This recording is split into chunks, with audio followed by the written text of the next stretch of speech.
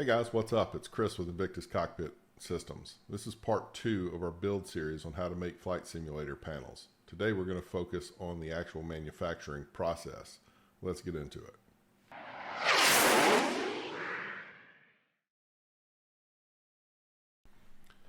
Before we get started, I want to make a quick disclosure that we did change the way we manufacture our panels slightly, but not enough so that it warrants shooting all new videos for this series. So I'm just going to tell you in the voiceover when we made changes, and you can decide for yourself if you want to make those same changes. Also, during the design video, I went back and watched it, and I left a couple of important things out. So I'm going to talk about those too.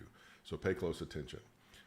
Another thing is, I told you guys that it would be, I think I said a week, I might have said a month before the next video came out. It's been almost 4 months. So I want to apologize to you because I told you I was going to do something and I didn't get it done. But we've been doing a lot of R&D, a lot of new products are about to hit the market. So we wanted to, make sure I fully had the design phase down and the manufacturing process down before I told you how to do it. So without further ado, let's jump on this. First things first, we're going to cut out the back plate using a plasma cutter. It's pretty accurate. There were some issues with the smaller holes and keeping them around, so I ended up starting to order these from a laser cutting company that cuts them out a little more precisely. That square you just saw cut out there is for the pass-through for the wires to the backlighting. We've relocated that into a different place, but like I said, it doesn't really do anything. But the plasma cutter does a pretty decent job as a cheap alternative to a laser for those of you that are building your own. And look, I know hobbyist builders are not going to have all this equipment. So, there's other opportunities. You can go to sendcutSend.com and order laser cut files or whatever and make it pretty simple for you. They're not a sponsor. I just know they do good work. Now, one of the things that a lot of people forget is on the back side of these back plates, there is a it's a chamfer. It's a 100-degree chamfer, and we just go through and mill those down about halfway through the plate, so about a 32nd of an inch. It's not a very deep hole at all, but it gives you, when you put the Dzus studs in, it gives them some room to go so that you can still sit flush when you expand them. And then, like you just saw, you're going to sand them smooth, get all the dross off. And then this is the manufacturing process of our Faux Dzus studs. They're made from stainless steel.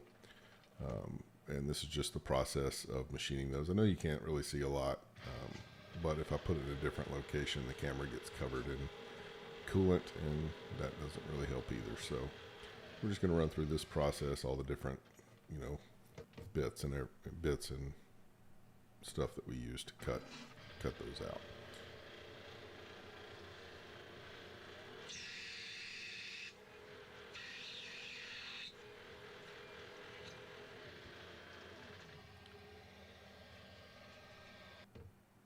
And here comes a grooving tool that's going to, groove the backside of the stud. And then right after that, we're going to come back with a pointy bit. We'll just call it that. That makes sense. And that's going to take that last couple thousandths of an inch off to get it really dialed in and perfect on the right diameter for that piece.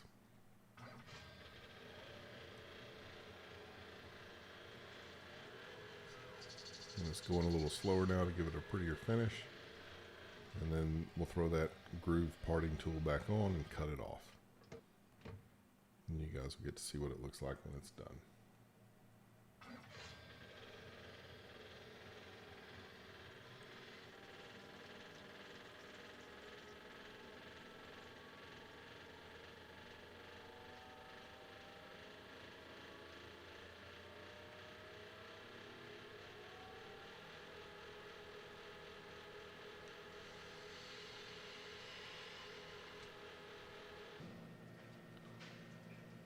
Here you are, you can see what it looks like, and then I go all butterfingers for you and drop it.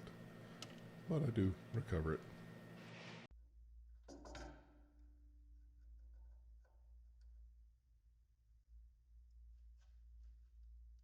This is one of the things we changed. I'm no longer using a hammer, a ball peen hammer, to flare the end of the Dzus studs into the panel. I'm now using a hydraulic press. But that method, using a real sturdy punch and a hammer, works really good if you don't have a hydraulic press. And you can see it looks pretty nice. We're going to use the laser to cut out the acrylic panel. The panels that I use are about 0.23 inches thick, which is what the actual panels are. So we're going to speed this up a little bit because it's not super exciting. That way we can get on to the next thing.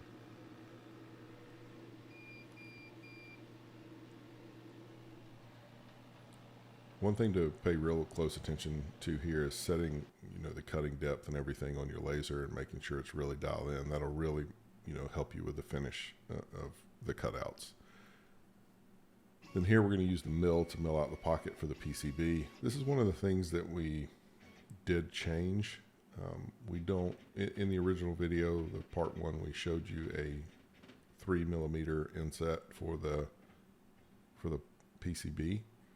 But we changed that to a 1.5mm inset so that the PCB sits flush with the acrylic, and then we come back and machine little pockets for all the LEDs and resistors.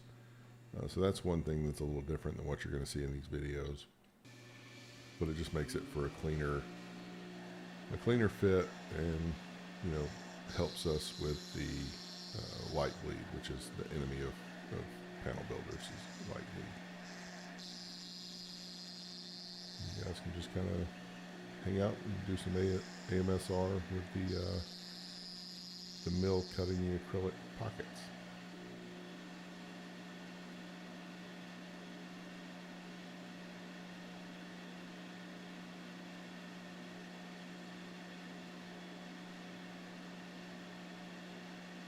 You'll notice when I helix in on these, I'm not very aggressive. I think I'm taking like a 2 degree per revolution helix down to get to the final depth. I could probably go way more aggressive than that. It's all part of building a cam for this pocket or whatever, but I could have been more aggressive with it, but it's only going to save you a few seconds.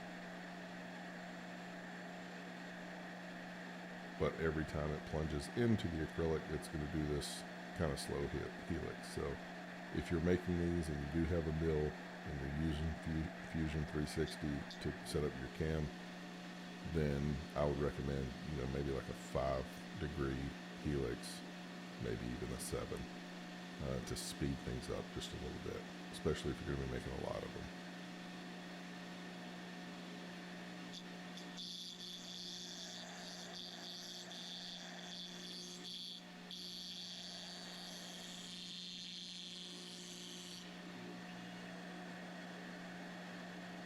The cool thing is, I make hundreds of parts with this machine, but I never get tired of watching CNC run. I get myself in trouble because I just stand there and watch it for long periods of time when I could be doing other things while it does its work.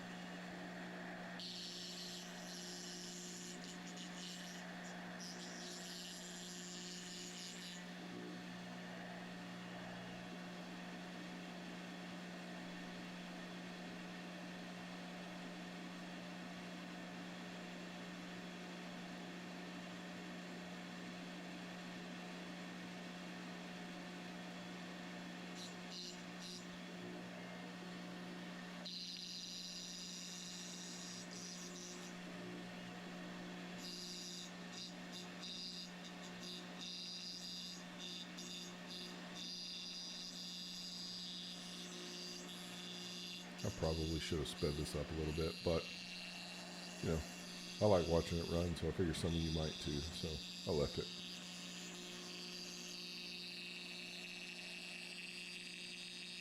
And then, of course, we get some chips stuck to the camera, so you get a little blurry in that top left corner, but it's not a big enough hassle to reshoot, so sorry guys, just deal with it.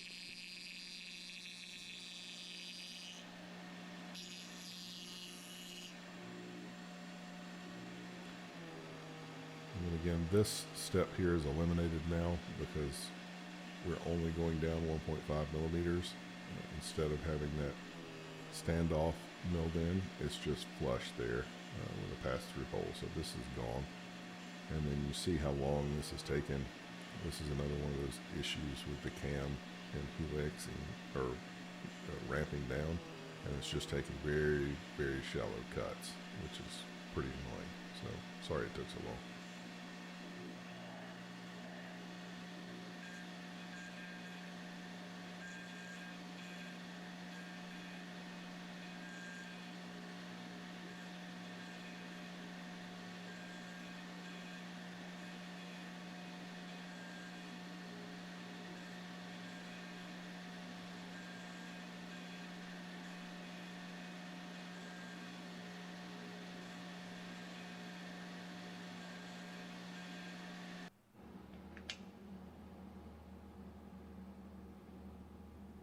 As you can see though, it comes out pretty clean. It looks nice. All right, now we're going to come in and put a chamfer on the edges. You know, it's a very, very slight chamfer, almost just an edge break. So you don't want to make a very pronounced one. I think I set it at about 2/100ths of an inch. So it's very, very small. And I'll save you guys from having to watch all this, and we'll skip most of it. You see the gist of it here.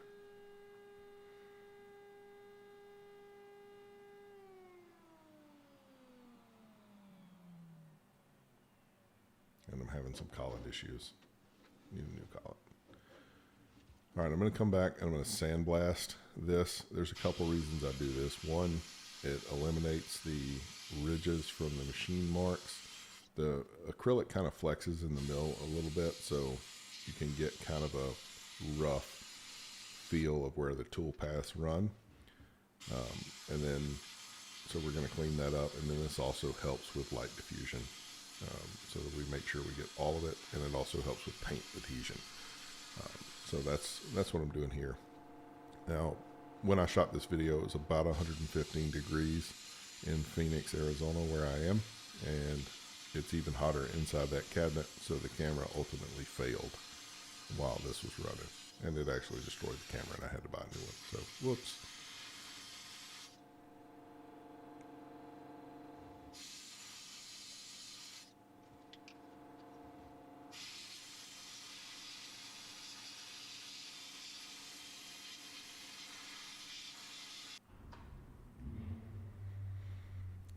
All right, I use Cerakote paint. It's a very difficult to use paint. It's expensive, so you don't necessarily need this, but I use an HLVP sprayer, and I'm putting on a white coat first because the acrylic's clear, so we're going to engrave off the black paint in a later step. It gives it a much crisper look than what you see typically when people just use a layer of white acrylic over a layer of clear acrylic. This gives a much cleaner look. We're going to put 2 coats on just in case we get a little too deep with the laser. It doesn't show through to the clear acrylic. Also, make sure you use your PPE.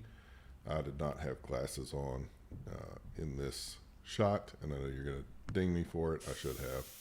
My bad. We're going to come back and put the black on. Now this Cerakote goes on really, really thin, only a mil or so. And I'm not a really great painter, but I was able to get this really smooth with the HLVP.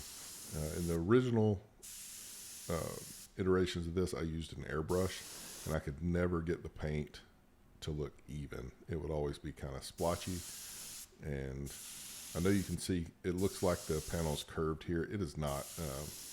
The GoPro has a kind of a fisheye lens that gives it that look. It's dead flat. And sorry, I got out of frame here a little bit trying to catch the bottom, make sure it was nice and coated.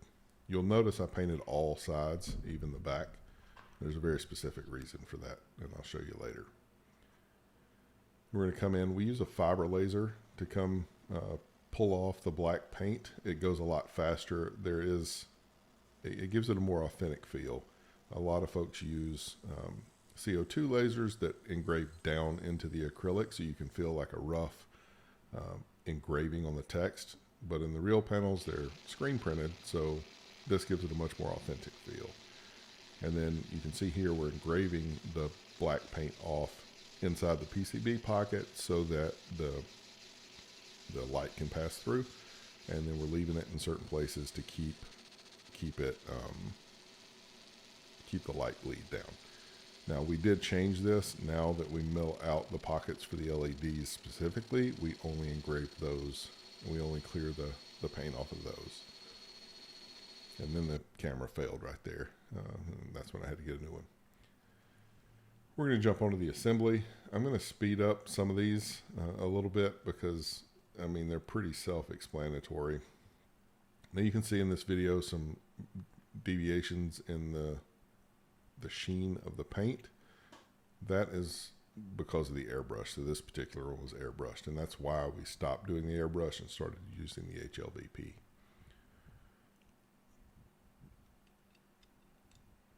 Oops. Let's go ahead and put that ring on there so we can keep it properly located.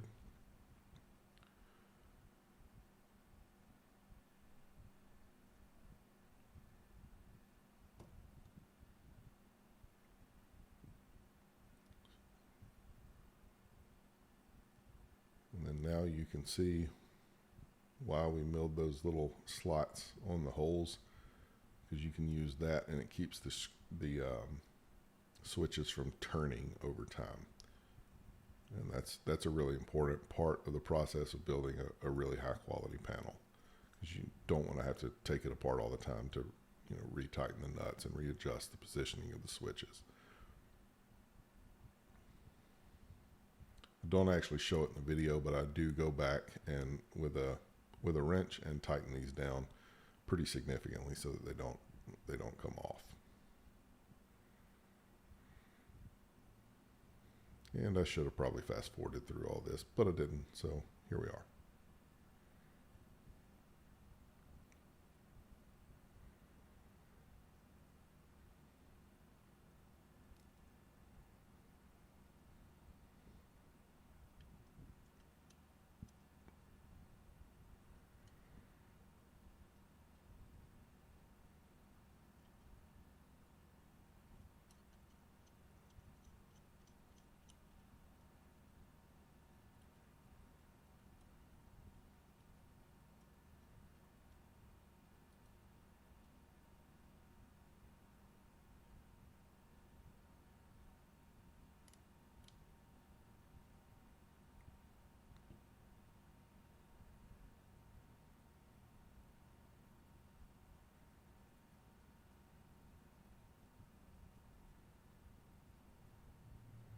As we continue to do this, I'm going to talk a little bit about the backlighting PCB. One of the things I didn't mention in the design phase is calculating the light spread of the LEDs that you purchase. So you're going to want to take a look at the data sheet and figure out, what the viewing angle is, and then find out what the drop off is, at that viewing angle. So some of them may drop off to 50% of the light quality, when you get along the edges, 30-40% out. So even though it says that it's got a 140 degree viewing angle, only maybe 100 of those degrees are actually what you want as far as light output. So you can see I'm cutting the wires here for the switches or whatever. But back to the backlighting. So what I did is I calculated the distance from the LED on the PCB to the top surface of the light plate, and then figured out what that light spread would be, and looking at the data sheet, figuring out what I thought was an acceptable drop off, and then making sure that those LEDs overlap on all the words, so that you don't get dark spots or hot spots or anything like that on your backlighting. That was one of the things that took a while to learn. And what you can see here is the switches I use are solder switches, so I'm tinning the attachment points and doing the same thing on the wire so that it makes it a little easier to solder when it's time. And then I'm just going to, solder each wire. These are all 3 on switches, so you need to solder 2 wires to each switch for the signal wires. But on the regular on switches, or just the 2 position switches, you can get away with just soldering 1 and writing software to indicate that when there is no connection, then it's set to off, or whatever you choose. We just get all those wires soldered up, and then we're going to come back and do the same thing for the ground wires. Now, I use green for ground. You don't really have to, but I prefer to. It makes it easily identifiable for me. And then one of the biggest mistakes a lot of people make is they wire individual ground wires for every switch, and that can turn into quite a mess of spaghetti. So you can wire a common ground wire and connect everything to the same wire, and then just have one wire coming from your panel to your microcontroller, and that'll save you a lot of headache, a lot of extra spaghetti wiring, and the like. One of the things you'll do, make sure before you connect the second end that you have your heat shrink in place if you're going to do that. Not a lot of people do, but I think it looks neater. I think it gives it a little extra sturdiness, so I prefer to do that. And then make sure you wire them like you see here when you have multiple connections going to the same connection point. Just make sure you feed them through and solder them together and do all the stuff to make that a really solid connection.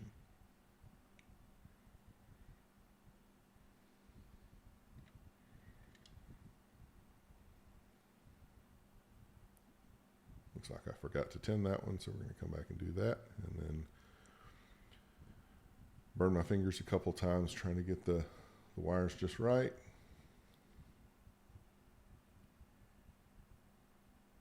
And then when you do this, I also connect it to the backlighting, so you'll see an extra floating wire when you see the finished product, and that just connects to the backlighting PCB in this instance, and then all of it connects to one wire that goes to the microcontroller, and everything's on a common ground. That's something I changed in later versions of the backlighting, not for any reason of issues, just because of the way the connectors and stuff I'm using. It just made more sense to do it a different way.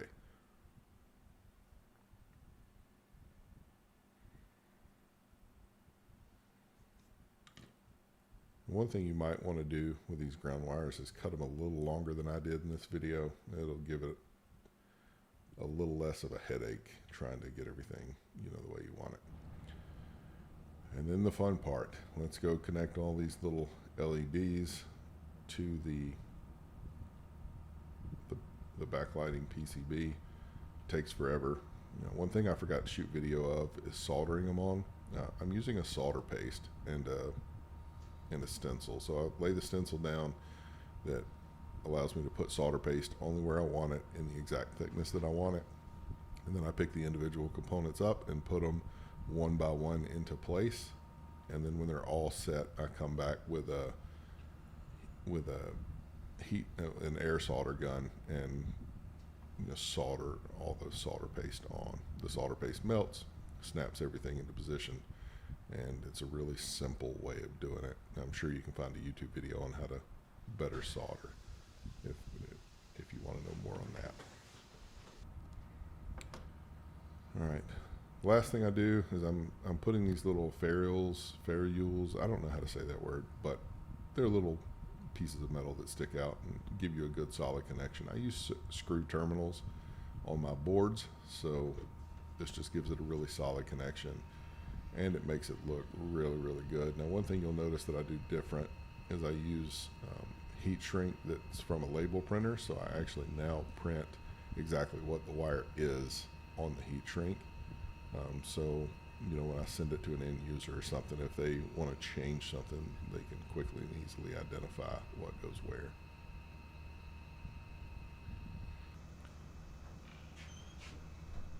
And I'm going to put it all together here, and then you'll see in a second I have to take it all back apart because I forgot to, you know, put on the cap for the switch to give it that authentic look.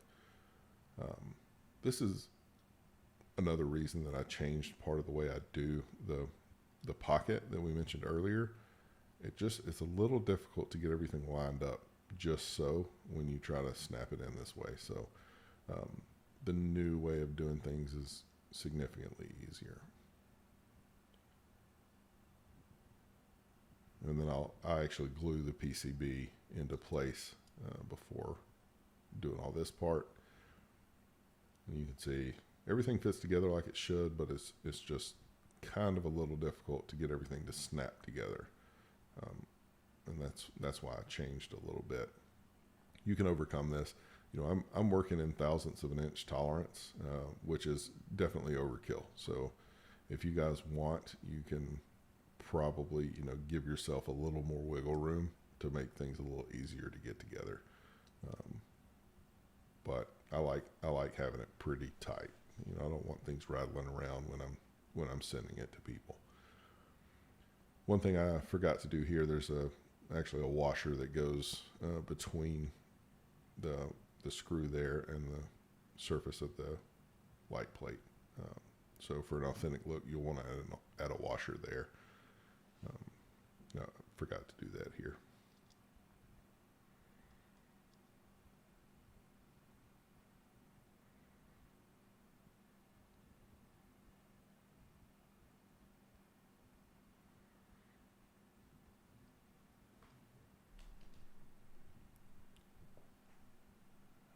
All right, you can see a little bit of a gap there.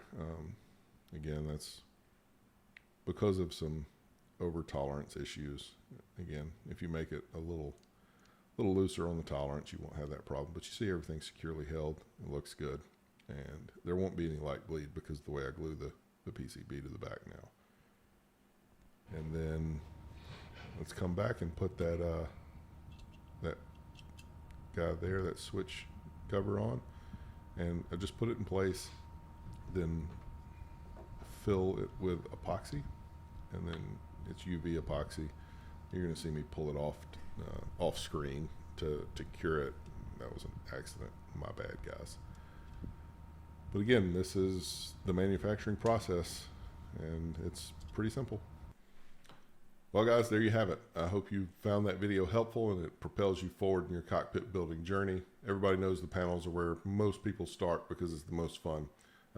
In the future, we're going to do more videos. We've got the third installment of this series where we're going to talk about the actual programming of the panel. And then from there forward, we're going to build an entire cockpit, and we're going to document the whole journey. We're going to tell you all our tips and tricks and secrets so that you can build your own. And if you decide that you don't want to build your own, I hope you find enough value in what we're doing here to come to us and take a look at our stuff and see if it fits your needs at invictuscockpits.com. I hope you guys have a wonderful day. Don't forget to subscribe, because that's really going to give us the indication that we should continue with these video series as we build subscriber bases and see that people are actually watching them, and it's, you know, worth our effort, because these videos are not easy to do. Thank you so much, and I'll see you guys in the next one.